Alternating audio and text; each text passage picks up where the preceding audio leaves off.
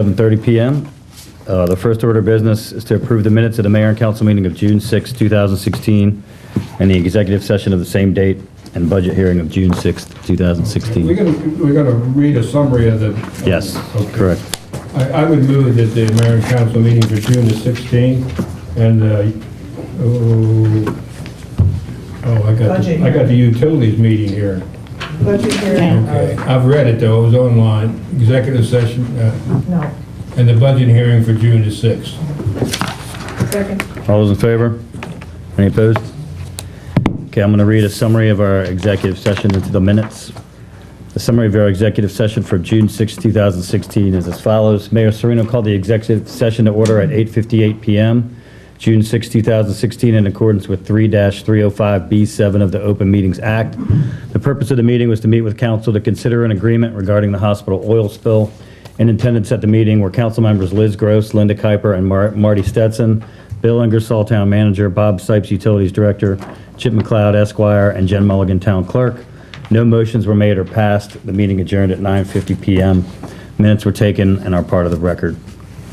Our second of order of business is cash on hand and in the banks.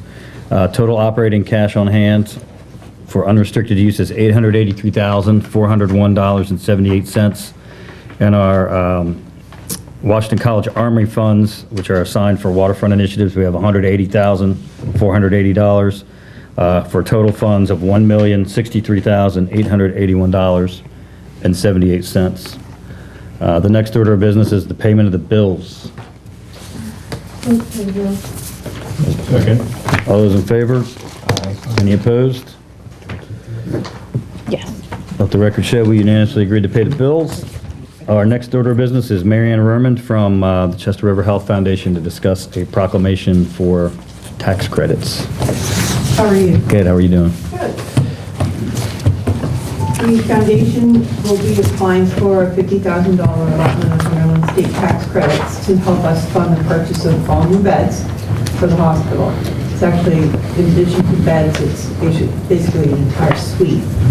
Costs about $13,800 per room, includes the bed, mattress, tray, and 2 chairs in the rooms.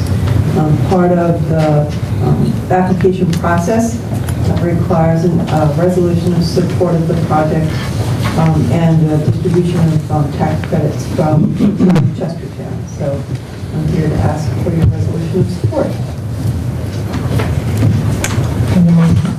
Okay. All about having more. Agreed. Hospital. I move that we support the hospital's request for our support for the application for funds and the use of tax credits. Okay, is there a second? Second. All those in favor? Any opposed? Thank you. Done. All right. Do you want to take that with you tonight, Marion? Okay. Yeah, I just want to make some copies. There's 2 originals there for us.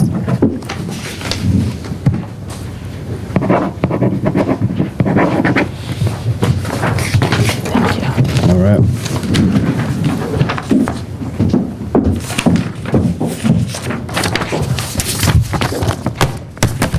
Okay, the next order of business is Press Harding to discuss the request for residential parking on Philosopher's Terrace.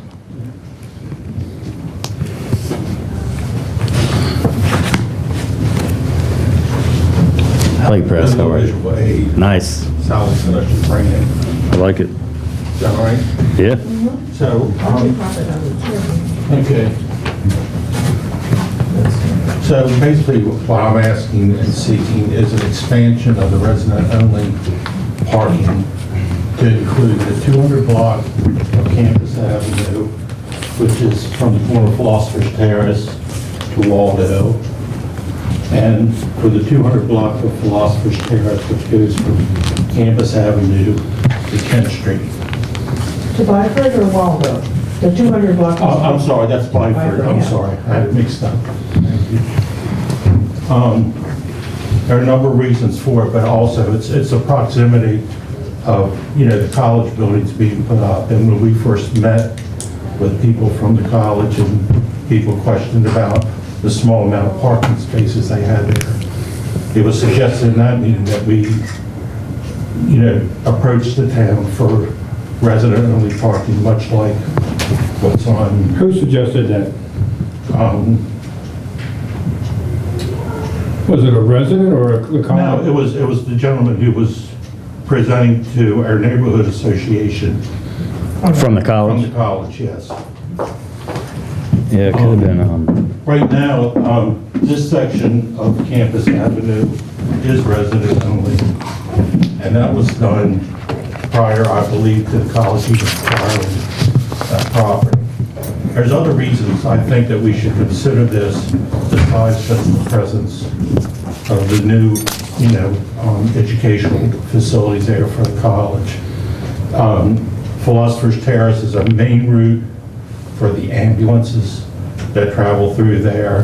And I think that it would be fair to say that towards the end of the construction period, when there were a lot of vehicles on the road, and I will also say, the guys who were building that building did a really good job.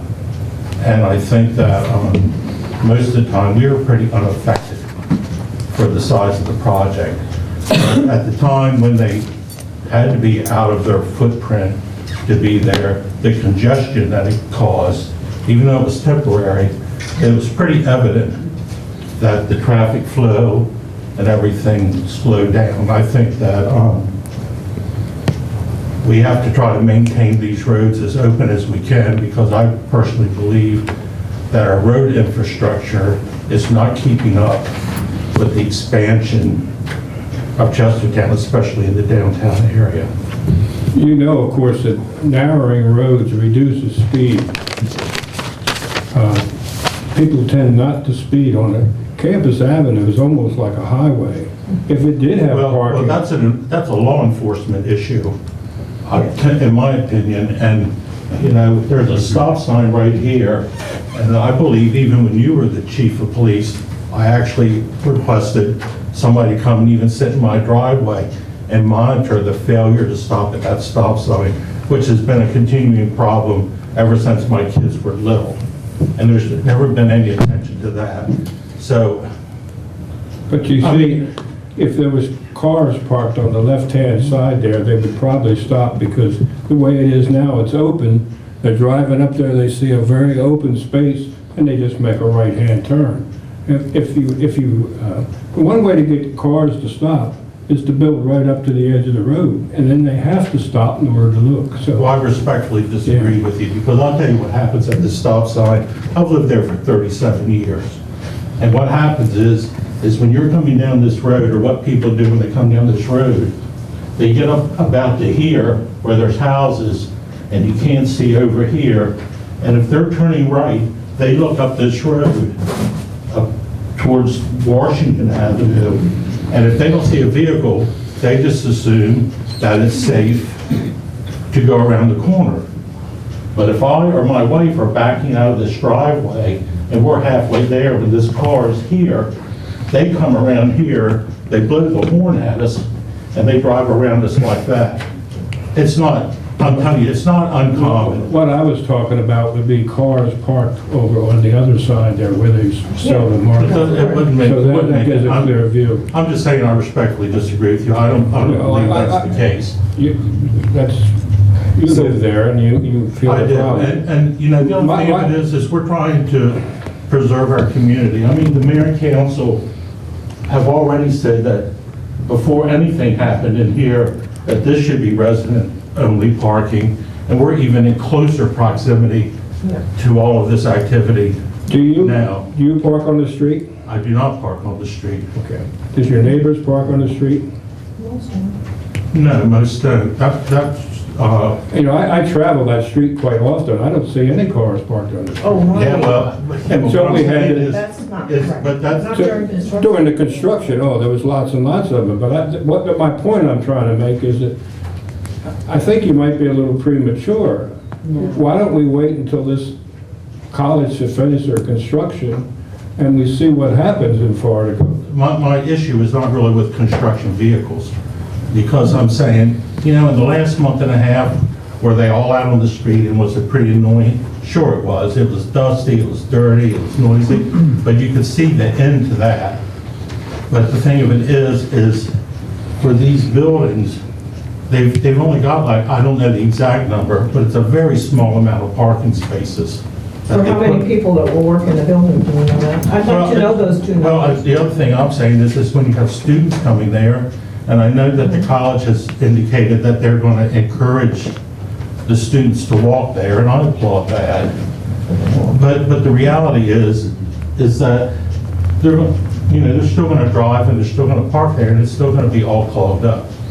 So where do you want the expanded residential parking only? I would like to see it expanded from where it stops at this corner here to this corner here, and on Philosopher's Terrace here.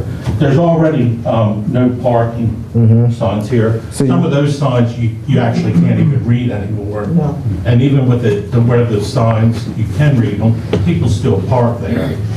So what you also find is if you have people who are parking all along here and it's all the way down the road, all it takes is for one person Right. to park a vehicle here, and that's a recipe for.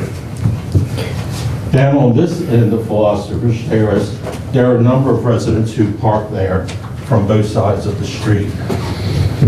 So you want the you're not opposite gonna- side You all, hold on, do you want the opposite side all residential parking? Yes, sir, that's what I'm asking. Okay.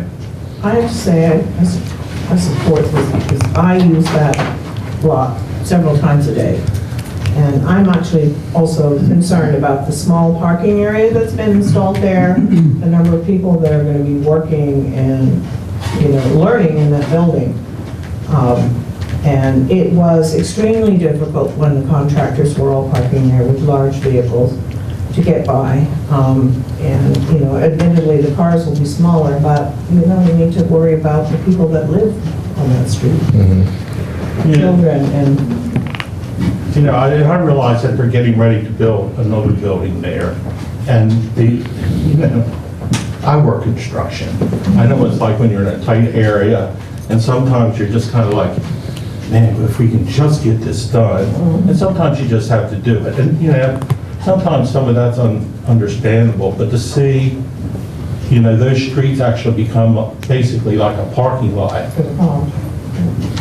it's, I'm just trying to protect what I've worked really hard to have for a long time. I don't understand what you mean by residential parking. Do you mean cars only and not Residents only. trucks? No, I mean, it's called residents only. I don't know, let me see what the number is, but there's, We have a you couple. already have an ordinance. Yeah, we have it on, I'm sorry, Press, I don't mean to interrupt, but we have it on West Campus, and what we do is we give stickers for the people, they register their cars with us, and they get a sticker. So if they don't have that sticker, they don't park there. They can be fined if they park there. So you can't have company and Sure, not you have can have enough company. space in your driveway? Sure, you can have company. Because I have the side that the college is on, that's in my ward. There are only 3 houses on my side of the street. Because on mine, there's a lot more. I know, you've got the whole line, and this side is no parking. Liz's side is no parking. Yeah, and the signs, you can't read them. They won't fade. I'm saying what's going on the other side of Washington Avenue, Yeah. I'm not here to try to save the world or anything. I'm just trying to save my area and my neighborhood. And, I think it's fair that, since I've lived there, most of my neighbors, except for a few on Philosopher's Terrace, most of them have lived there for an extremely long amount of time. They've worked, all their lives. They've paid for their houses, more or less, or I guess they're paid for. They've raised their kids there, and they've paid their taxes there. And I think they deserve some protection. I think That's, I think the bigger issue is that I think it's an admirable concept, and we questioned this when I was on the planning commission when this plan came before us, and you have these 2 big buildings and basically a postage stamp of a parking lot. And like you said, the philosophy was, well, the kids are going to walk to these buildings. We're going to encourage them to walk. And I think the fear is, the reality is just the staff that will be in those two buildings will be in the, probably several dozen people, and there's maybe, I don't know, 8 spaces there. And I think that the concern, and I share this because I live right here, is that this section of campus and Philosophers essentially becomes a parking lot for college students and staff. And I think that's that's the reality. I think that's going to happen. And I think the construction phase was an interesting kind of harbinger of what could happen if we don't have any controls in place. So if the college is serious about encouraging their students and staff to walk to the building, then I think it makes sense to have resident-only parking around the building so they can honor that commitment they made to the neighbors. Otherwise, the burden of that parking area falls on these residents and on us. You know, we're the ones that are going to field the complaints, not the school, and we're going to have to deal with this. And I think this is a good idea. And we have residents-only parking on the lower end of High Street where I used to live, and there were That's no correct. stickers. We didn't have stickers, and it could be residents only from 8 a.m. to 6 p.m. Well, I know we do have it in other spots through town. We give stickers on Mount Vernon Right. Avenue because the kids constantly are parking there.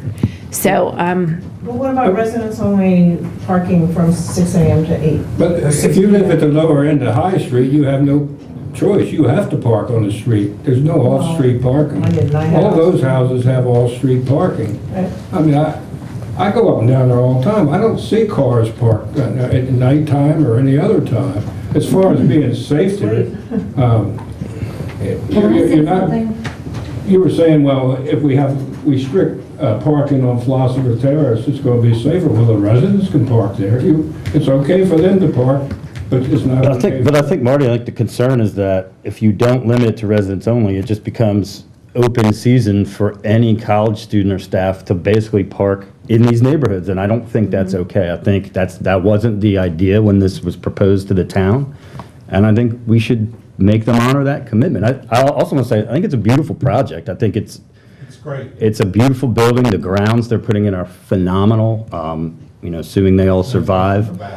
It's a huge enhancement for the neighborhood, but I totally agree and share these concerns that I don't want this neighborhood to be a de facto parking lot for the college. Yeah, May I say something? sure. Before the project even got started, when they were just tearing down the building, there was staff that was parking on Air Street that were working at Washington College until they were forced not to park there.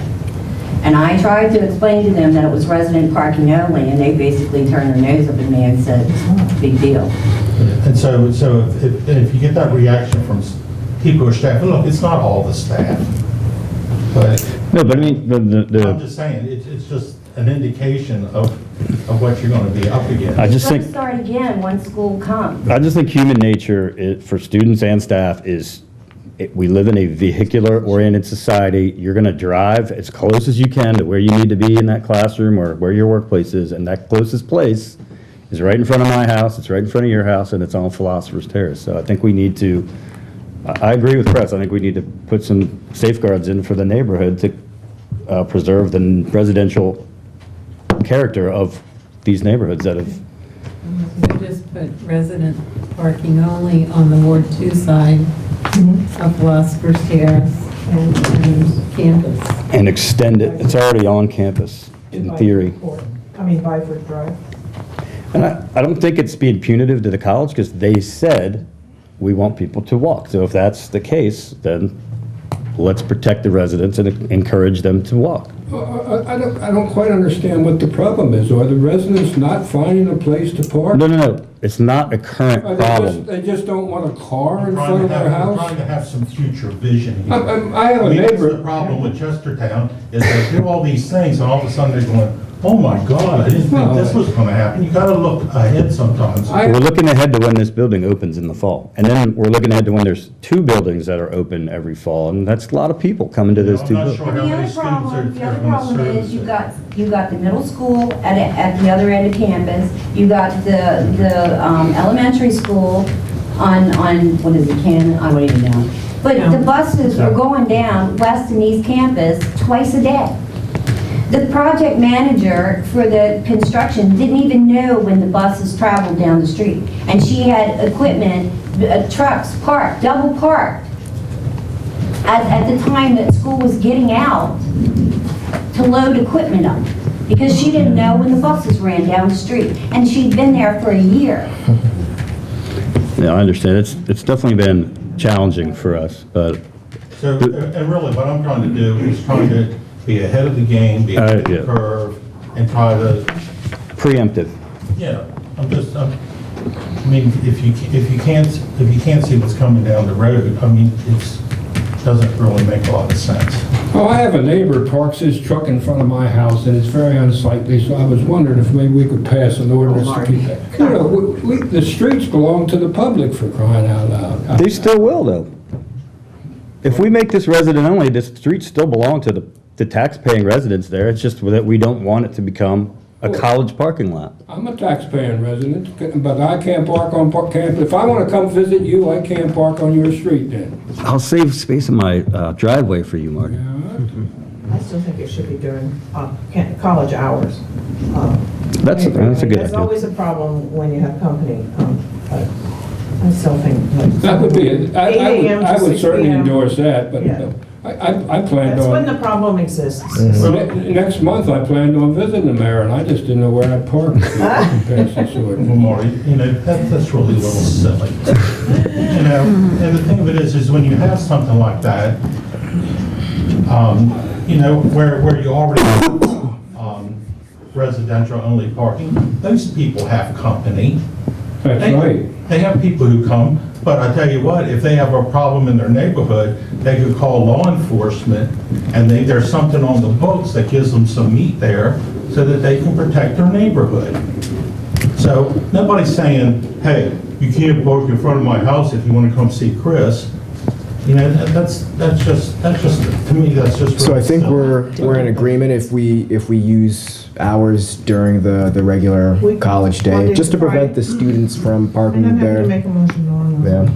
Because they will, the students will, I mean, we can use Mount Vernon as an example, you know? And we've already seen it on campus. I think if you limit the hours 9 to 5, I don't think you have a problem. 8 to 6, because there are classes before 9 o'clock. Not too many. Not too many. No. but No. still. The ones that have 8 o'clock classes probably do walk to it. So just to be clear, we're talking about resident-only parking on the 200 block of Philosophers and extending the existing resident-only parking to Byford on campus. That's the proposal on the table. Is that correct? Right. That's what I'm asking for. I mean, I'm willing to listen to what other people Monday to have to Friday, say. 8 to 6. Is Monday to Friday 8 to 6? Does that make sense to you guys? Can signs be put up on air block, Chris? Yep. I think that we Only have, 2 signs that have been there for a long time. we have a couple signs. We may need to take a look at adding 1 or 2 more. Yes? I live on Philosopher's Terrace, and I work at the college, so I'm conflicted in this. But there's only one house in that block that doesn't have off-street parking. And I don't recognize, I mean, I recognize my neighbors from Campus Avenue, but should we consult with the property owners on Philosopher's Terrace before we take an action like this? I mean, they weren't notified that this was going to happen, there'd be restrictions placed.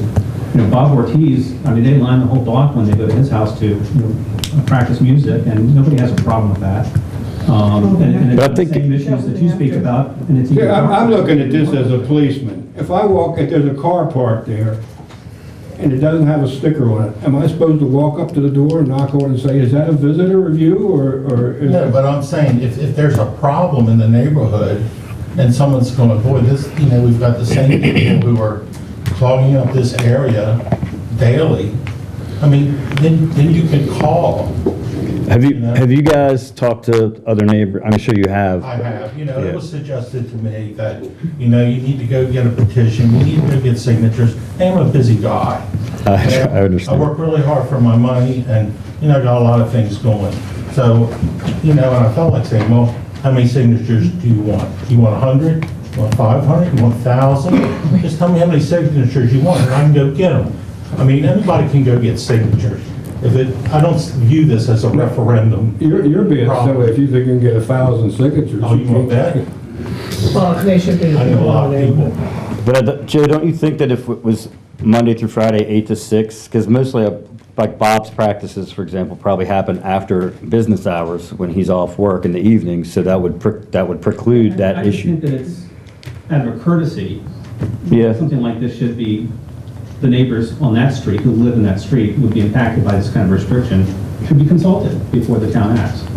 I have no doubt, Press, that they're gonna, the majority would say, please go ahead and do it, and especially the person who doesn't have an option to park in the yard, like the rest of us do, we want that protection in front of their house.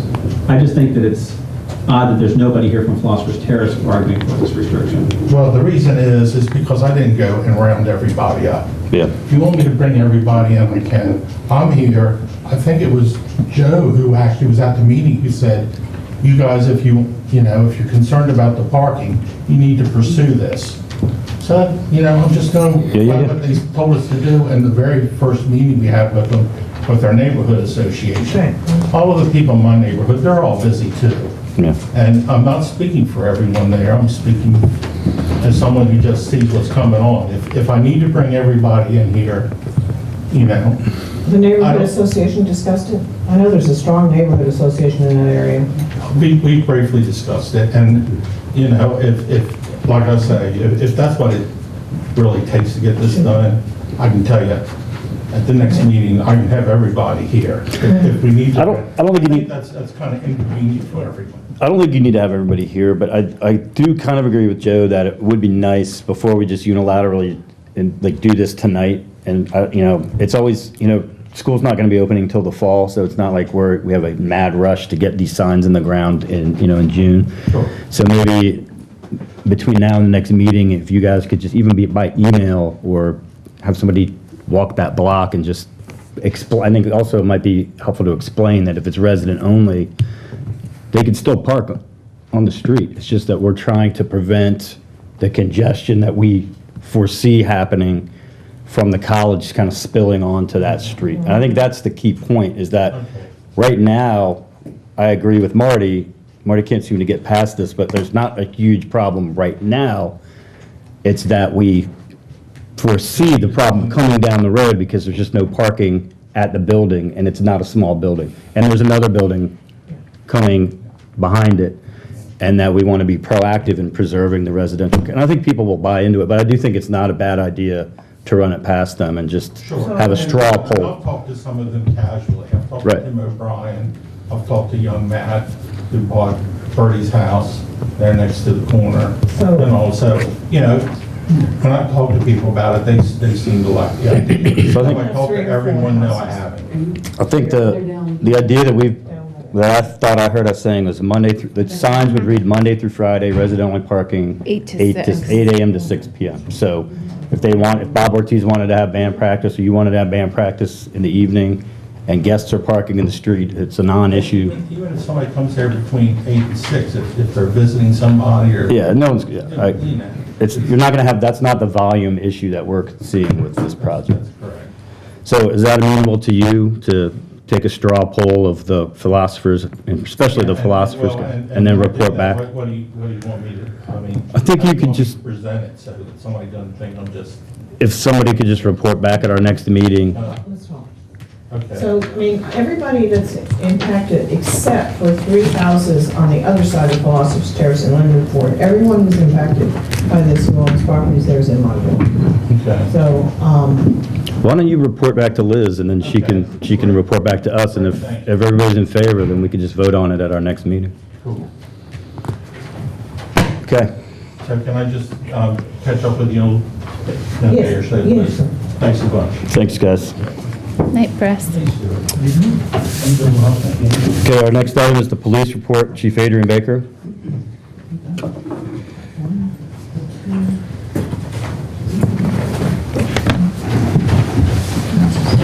Good evening, Mayor and Council. If I may, I'd kind of just like to hit a couple highlights of the monthly report, jump start us up to where we could be. And then I would like to make comment on the current problem, and that is some business burglaries, just to make the public aware. Okay. And then lastly, if you join me then, we'd like to swear in the new police officer, Mr. Mayor. Okay. Okay, so with regard to the monthly report for May, and of course that was Tea Party, which I think was a great success, and as far as problems are concerned, they were minimum with finding a couple lost kids, and I think we had maybe, the wallet, maybe 1 or 2 people with heat issues from the medically, but nothing serious, so that went really well. For the month, we had 14% foot patrol. We had 2% bike patrol, which was concentrated around the Tea Party event, and our overtime was at 8%. We made 15 adult arrests and 41 separate charges, and we had 4 Part 1 offenses. We arrested 4 and cleared 2 by exception, and we had 10 Part 2 offenses, 10 were cleared by arrest, and 2 by exception. 38 motor vehicle citations, 222 warnings for motor vehicles, and red speed is pretty consistent right there at 372. It's always right around 400. And our busiest day of the week was pretty much a tie between Monday and Saturday. Our busiest time was between 2 o'clock and 4 o'clock in the afternoon. If there are no other questions, I'd like to proceed to the history. I noticed when looking through the incident Yeah. reports, that the report for Ward 3 for Samsville is really heavily skewed by the number of incidents at the 601 High Street address. And I assume that's activity at the police Yes. station. Mhm. So would it be smart to Separate it out some way. separate them out? Yeah, we can figure out how to do It that. makes- I understand what you're saying. Yeah, I hadn't noticed it before, but. Yeah, because they come back there and do, yeah, Yeah. I agree with that. Okay. Okay, so, I just want to make a couple of comments, Yes, if sir. I might. Yes, sir. First of all, congratulations, foot patrol's up 14%. I'm always happy to see that. Yes, sir. I'm also happy to see that overtime's down below 10%, both of them. I'm a little bit confused about reported offenses, though. You have Part 1 offenses 4, and we cleared 4 by arrest and 2 by exception. My math, that's 6 cases. Yes, sir. We don't always have it in live time, so we clear cases from the month before sometimes. Or months. 1 or 2 of those cases were from previous. Right. Same thing with Part 10, it's 10 and you add 10 and 2, and that's 12. Yes. I know we have new math, but I think that's good. No, you're absolutely correct, but we don't have it in live time, so we clear cases even months back. Well, you could break that down to an old case or something. I assume most of them are the present day cases. For the majority, yes, sir. I mean, if you have 2 that are from old, you could just say 2 old cases, some kind of terminology such as that.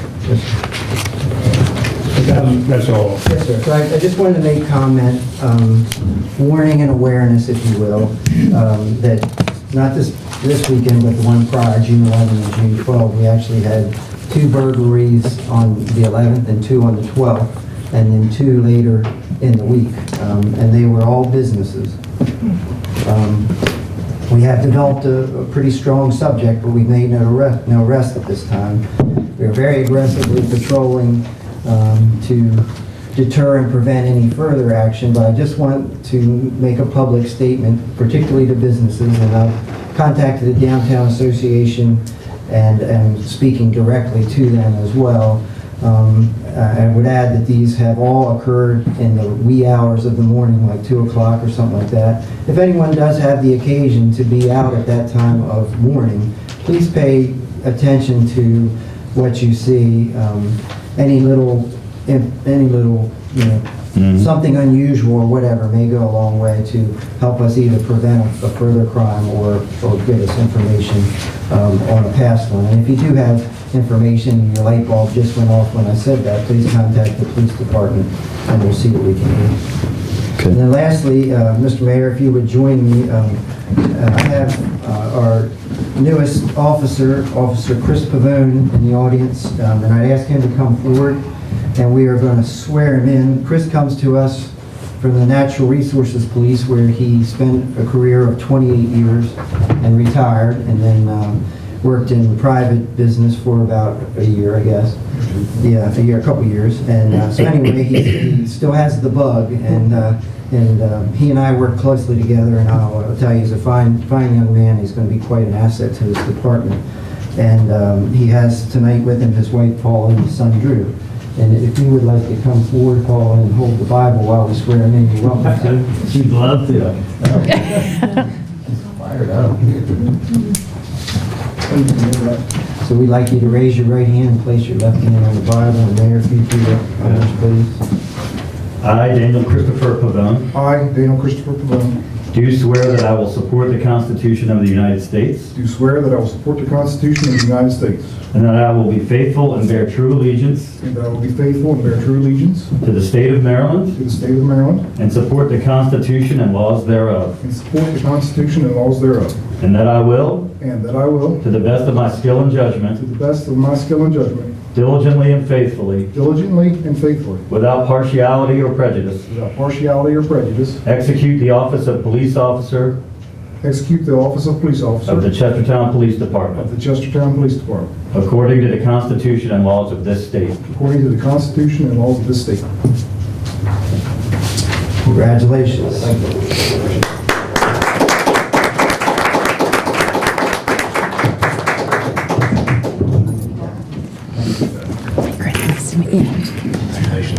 You know, I retired from state police, stayed out about 18. Gotta get back You always think you want one of those civilian jobs till you get them, but they're boring as hell.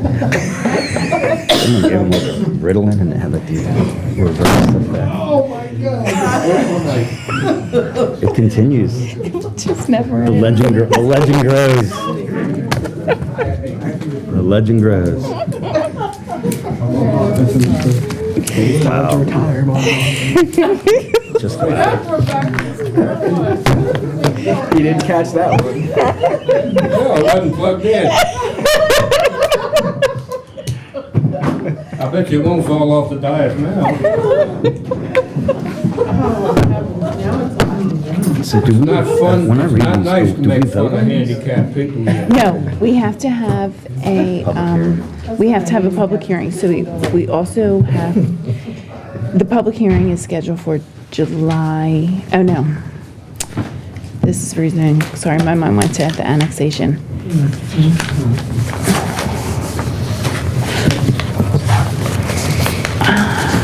I kind of think that we also have to have a Yeah, I public think so. hearing. All right, that brings us to the mayor's report. The first item on the mayor's report is the planning commission. They've just completed a review of our zoning ordinance. They had 3 requests for rezoning. 25255, do you guys have this handout right here? 25255 Cromwell Clark Road, a parcel of 8 acres, tax map 37, parcel 289. The request was to get rezoned from R3 to R4, which is a slightly higher density of development. 329 Flatland Road, a parcel of just over 9 acres, a similar request, R3 to R4. And then 201 Talbot Boulevard, a larger parcel of 23 acres. The request was to change the zoning from LI1 to a combination of LI1 and R4.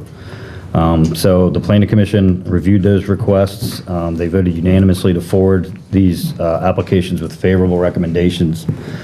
I believe our next step is to schedule a public hearing on these recommendations to get the public feedback and then vote on whether we agree with the Planning Commission's assessment. So why don't we wait till Bill gets back to set that date? I prefer to do that because I don't want people to get confused between the annexation and the rezoning. We have a lot Agreed. going on. So that would be, if that's okay with everybody else, we can put this again on the docket for the July 5th meeting. And we do have a public hearing that evening for the annexation at Okay. 7 o'clock. Okay, So also, if you guys want to know exactly where these parcels are, I'm sure Case or Bill will be happy to show you on the zoning map exactly where those are. we can't because there's certain requirements for advertising. And I'm not sure if this is one that you have to advertise So we might a have couple to times. find one It may, window between our it may even be a month that we have to do it. Okay. Now, will we get a presentation by the people who want it, or we'll just go with the recommendation of the planning commission? I don't think we get a presentation from the landowners. I think it's just the request. They had it, though, I Yeah, they assume. Yes. have it. It's in their minutes that we got. Yes. Yeah. Okay, so that's something we'll revisit at our next meeting. The next item on my report is the request for executive session. So what do I have to read? Okay, it's going to be to consult with counsel, and then whoever makes the motion has to read the statutory authority. Okay, so, Yeah, that has to be a motion, right? well, I think I make the request and then somebody makes a motion. Is that right? So I'm going to make a request for an executive session to consult with counsel to obtain legal advice on a legal matter. And then we need a Who motion. wants to make the motion? Liz? I made it last time, Liz. I move that we hold an executive session following the close of the mayor and council meeting in accordance with the general provisions article section 305B for the purpose of consulting with counsel to obtain legal advice on a legal matter.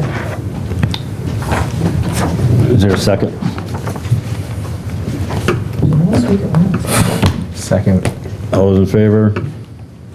Any opposed? Okay, so we'll be, Well, I'm not, I know what this is about, and it's just revisiting something. I agree. I'm hoping it doesn't have to be fast, but I want to have a formal discussion one last time. The next item is, there will be a hearing on a Class B beer, wine, and liquor license on June 28th, 2016 at 6 p.m. The application was made by Al Casanelli,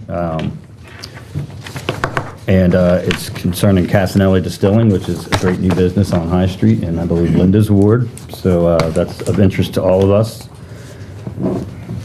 So the next is a resolution for the Kent Center Wheels of Hope.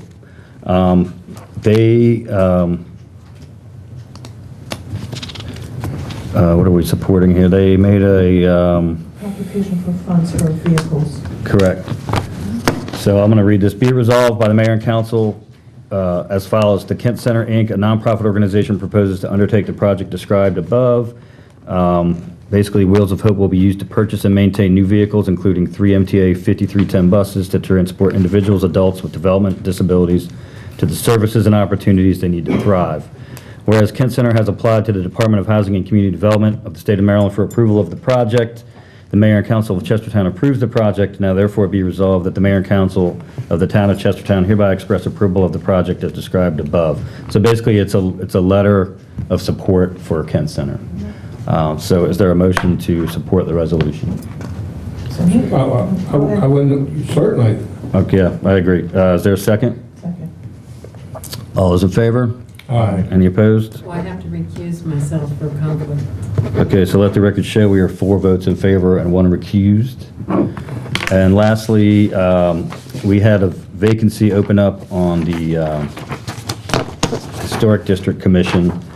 We do have a resident that is interested in filling that vacancy. Her name is Alice Ritchie. She's got a very great resume. So tonight, I would like to nominate Alice S. Ritchie to the Historic District Commission. And generally, we nominate at one meeting, and we'll distribute her resume to your mailboxes and hopefully vote to approve at our next meeting. Lastly, 2 things that aren't on my report. I talked to Tom Sappington today, and hopefully this week he's going to work, perhaps with you, Chief, to remove the playground equipment at the police station. And Tom and I walked the area near Ajax and found what we think is a very suitable location to relocate it. So hopefully that'll begin this week. And We spoke today. great. So hopefully within the next week or 2, we'll have a really neat little pocket park forming down there. I don't know if you guys have been looking, but that swing set has been pretty heavily used. The grass underneath the swings is actually worn all the way down to the dirt, which is always a good sign. So I think what we were hoping was going to happen there is absolutely what's happening, which is families are walking to and from town, and there's a cool little playground now for little kids, and it's something that we've really been needing. And so that's underway. There's a parking lot right nearby, too, so. I know. Also, work at the middle school has started to progress. Case has been giving me updates. He's got all the contractors ready to roll, and I think we'll be breaking ground on some of the initiatives there very shortly. So hopefully, I hate to give time frames, but hopefully I'll say by the end of this summer, we hope that most of that work will be completed, and that should be a really big upgrade, not just for the school, but for that whole neighborhood. Really revitalizing a facility that's kind of fallen by the wayside in the last couple of decades, and it should be a great, great amenity for all of us, especially the middle school kids. So that brings us to ward reports. Why don't we start with Liz tonight and work our way this way? I don't have much specific to report about Ward 1. You know, I was aware of the concerns about parking, and so I'm pleased to help in my ward with that effort. The National Music Festival ended on Saturday night. It was a huge success this year. We saw more than a 30% increase in our ticket sales. Wow, that's awesome. Way more visitors from outside of town, which is why I'm bringing it up. A lot of visiting parents of musicians and colleagues. So that was very exciting. It's been an incredibly hectic time trying to keep up with it all. And I just wanted, on behalf of the board, which I'm also a member, to express our appreciation to the town for all the support, the use of the visitor center, the help with the street crews, with the banners, the financial support. Of course, on Saturday night, I had the honor to stand in for Chris to present the key to the town of Chestertown to our, each year we select one of the senior musicians, and we call them mentors, to be the town's mentor of the year. And it went to Jared Hauser, an oboist from Vanderbilt University in Nashville. So I'm glad it's over. How far did your marketing reach? How far did your marketing reach for the music festival? All over the world. Yeah. I mean, you mean, well, the marketing, our marketing committee did a fantastic job this year, certainly regional. We had musicians and apprentices literally from all over the world. So what's really cool, 180 musicians involved. it's such a great event because it's 2 weeks long, which is probably exhausting for you, but it's great for the town. It brings great music and events to the town for 2 weeks. It's a great use of the college. It's a great partnership, public-private partnership with the college. But also just having 150 musicians in town for that long, like I see it every day at the coffee shop and at Evergreen. That drives money all over this town. And it's a great arts and entertainment example of that really becoming an economic engine for the community. So Entertainment in the farmer's market, both Saturdays, it was great. great event. So thanks for all your guys' hard work on that. Is that it? Yes. Linda? Okay, I attended the joint Canton Queen Anne's task force meeting regarding the bridge closure. It wasn't a very long meeting, and actually, the only thing that I found concrete with the whole meeting was Amy Murdoch gave a report on the zoning on the Kent County side as far as a bypass goes, which Kent County is pretty much in line with zoning for a bypass. It's Queen Anne's County that is probably going to have some problems. And then something else that I found interesting as far as a railing on the sidewalk on the bridge, the sidewalk doesn't meet ADA standards, so that was a consideration. The next meeting is Friday, July 15th at 9 a.m. at 400 High Street. And I was honored to read the proclamation signed by the mayor to designate June 18th as Juneteenth in Chestertown, which commemorates the end of slavery in the United States. And quite a few people there, good food, music, and it was a beautiful day. I sent an email out to Chief and here at the town office. Somebody lost a wedding ring at the farmer's market Saturday morning, and Kay, you know, I mean, I don't know. Yeah, I never saw the ring. I think it had a diamond on it. It might be more of an engagement or okay. Different. If anybody happens to find it, they could bring it into the town office or to Chief. We've kind of like running a sideline of lost and found here now since the Tea Party Festival. I have issues with trees in my ward, and I think maybe, well, I'll have to wait until Bill gets back to address the irate people in the ward due to the trees that have gotten way out of hand, interfering with electric lines, and also in Fountain Park at the farmer's market that are overhanging and are lower than people's tents. So We'll just address that sometime later. That's all I have. All right, Sam. Okay, so we had a pretty productive first wireless task force meeting where we were talking about improving wireless signal strength in the downtown area. And I know a lot of our residents have reached out to me knowing that I put together a task force, so they just wanted to get progress report on that. So the first meeting went very well. The IT director from Washington College, Scott Cowdery, Scott Boone from the county IT department, and Brett Hill, the FTS Fiber CEO, along with several other members, Alex Mullins from Atlantec, Kristen Owen from DCA, Ben Ford from the Kent County Broadband Question. We all came together in a collaborative meeting to kind of talk about this, and one of the proposals that Brett Hill put forward, just kind of building off of the work that they're doing for the fiber that they're laying.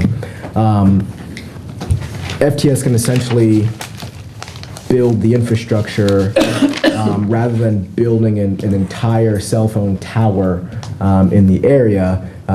He's essentially proposing building a network of antennas that can be installed on utility poles, things like that, will essentially be able to process people's signal from their mobile phone. And that antenna technology can also blast out Wi-Fi signals as well. So the only problem that we're really going to run into potentially is when it comes to offering Wi-Fi, just because the network of antennas is meshed, you're essentially sending out signals across the entire network, which will blanket the entire downtown region. So the way that we have it now with a hotspot essentially right in Wilmer Park and then, or Fountain Park, excuse me, and then potentially expanding it down to the waterfront, that might not necessarily work with this new series of antennas that are distributed across the entire downtown region. So what I am proposing is that the town enter into an MOU with the college and the county to essentially give Brett Hill and FTS the ability to kind of draft this overall infrastructure proposal with regards to antenna placements, things like that, how much that would cost, and we would all essentially be working together. He is confident, Brett, FTS CEO, is confident that he can build the overall network and then build it and then bill the actual your Verizons and AT&Ts of the world to actually pay for it. So hopefully the town, we don't have any type of direct costs associated with us. That's the first step he wants, and then the second step is really up to us to determine how we're going to manage the overall Wi-Fi signal. We can't necessarily keep it completely open because, like I said, since the network is going to be mesh and it's going to be blanketed around the entire town, that's essentially giving anybody, residences, businesses, anybody, the ability to just hop on our network, and we don't quite have the bandwidth for that. So we can't keep it completely open, so we will have to figure out as a group how we want to manage our overall Wi-Fi network. We can make it free, but we keep the usernames and passwords that we distribute to, say, your farmers market vendors or vendors that come for the Tea Party. There could be a cost associated with it. If you ever go to the airport, you see those paid services where you pay $5 and then you can hop on. We could do something like that potentially. But as a group, we will eventually have to figure out how we want to manage that overall Wi-Fi network. But what I am hoping to get from you tonight is permission to essentially allow Brett Hill and FTS entering a joint MOU with the county and the college to develop a proposal for this overall series of antennas that will be able to provide internet access and cellular access to our residents and visitors right here in the downtown area where we have limited. Dead zones and- Mm-hmm. Is there a cost involved with this MOU? So there's no cost involved with the MOU. This is essentially just giving him the opportunity to develop that proposal. Would he then, would you envision him coming to us and giving us an overview of Yes. his idea? Absolutely. And maybe absolutely. put some dollar signs to it? Mhm. And he's confident that, the overall cost of this project will be borne by Verizon and AT&T. There may be some costs associated, but we have to get to that process first. And this MOU essentially gives him that permission. He's gotten approval from the county already, so he just needs the other two players, us and the college, to sign on so he can get that all drafted up for us. So you requested a motion to basically give you permission to keep going with this? Yes, absolutely. Should I understand it all? Verizon just installed an antenna over here at this Royal Farms too, under the guise of a chimney. Looks like it's Oh, yeah? a chimney. Yeah. And yeah, the antenna network would be kind of disguised like that also. Yeah, especially in the historic district. So what I'm asking for is I'm asking for a motion to approach Brett and FTS and enter into a memorandum of understanding with the college, the county, and the town to essentially give him the overall permission to develop this proposal that includes a detailed plan on how we're going to improve signal strength for our wireless cellular users and then Wi-Fi. So What you that's, just said, I move. thank you.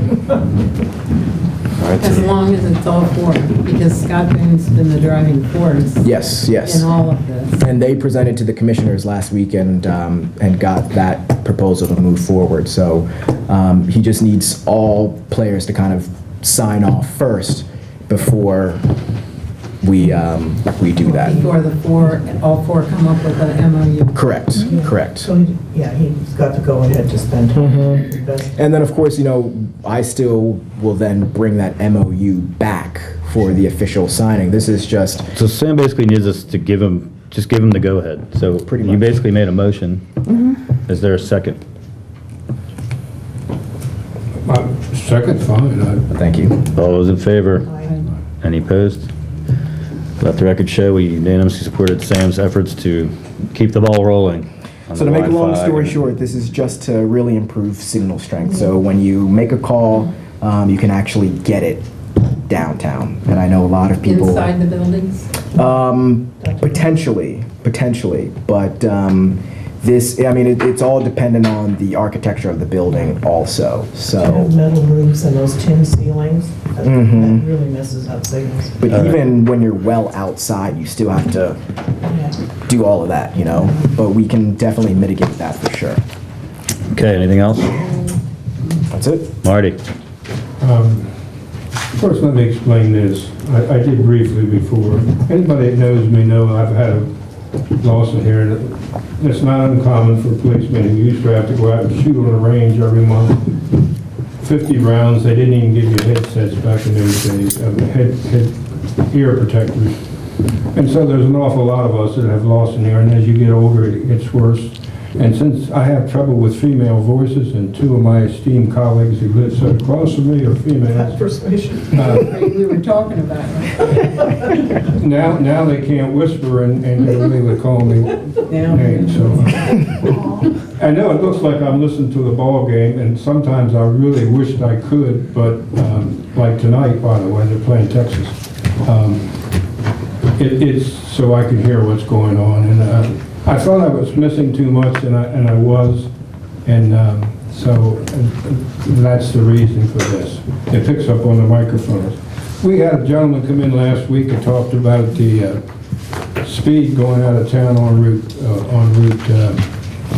20 towards Rock Hall, and he was concerned about the 40-mile limit right before the crossing at the park, and it's still there. He said there was a 25-mile limit coming into town. Well, I went out and looked the next day, and I couldn't find it, but there is one now. So now whether our meeting gives State Road the emphasis to go out and put one on there, but there's a very colorful 25-mile limit now just as you're going into town. That's great, but we need to take that 40 mile an hour. They have 40 halfway up the hill, or quarter way up the hill. It would be very nice if they just removed the one that's on the bridge. Either make it a 25 or just take it out altogether, because when you're coming out of town, it is a 25-mile speed limit. And I think we can get that done, and when Bill comes back, he might be able to do it with a phone call. If not, I'll introduce a resolution and we'll get it passed and send it to him. Okay. I do want to congratulate the police department, who now has a sign. It's amazing how many people come up and talk to me about, when are you going to identify your police department? I don't know where it is. Well, I think they all knew where it was, but they wanted to make a big deal out of it. Well, we now have a very colorful sign that you can see going up and down High Street. You don't think it's colorful? It's white with black print, but it's a nice sign. It will be. I think it's a great It will be sign. colorful. Oh, good. It's not done. It's there. Yeah. It's a big- And finally, I'm going to give a little plug. You did the music festival. I'm going to give a little plug to the Music in the Park. On June the 11th, I went to the Music in the Park.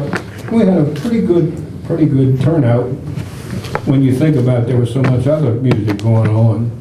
And they have a stellar lineup for the rest of the year. It's free, although they do ask for donations, and it's certainly worth a few bucks to throw it in the barrel. So it's on Saturdays, and if it rains, it's over across in the church, I believe. You moved to the church? But Sam was the MC this last week. He gave his wife the night off, so it's worthwhile for the citizens to come out and see that. If you don't come out, then it may go by the wayside. So, and it's really, really nice. I think they have am I wrong? And we have the military band next time? It's the Chesapeake Brass Band. Chesapeake Brass Band, okay. All right, and that's it. Okay. There were no requests from the public to be on the agenda. Are there any questions or comments from the audience? Okay. Is there a motion to adjourn the regular meeting? I make a motion to adjourn. Second. All those in favor? Aye. Any opposed? Okay, thanks, guys. That's not the one that you